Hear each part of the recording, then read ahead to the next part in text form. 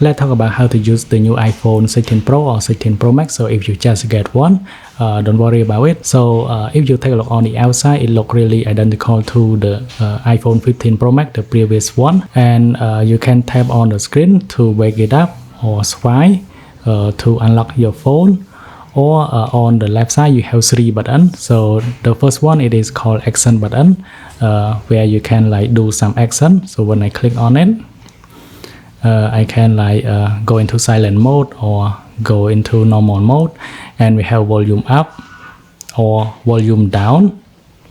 And then on the right side you have this button where you can lock your phone, something like that, or you can hold on it to invoke Siri. And then you're gonna find a new button on the right side here. It is called camera button, where you can take a photo very quickly.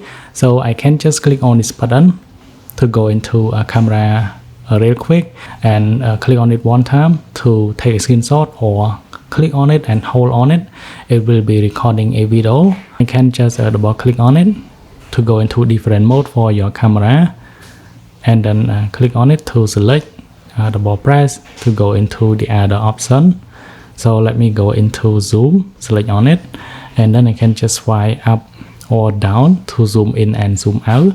So it works really smoothly. And if you want to power down your phone, you need to click on this button and then slide to power off. You will be able to turn off your phone.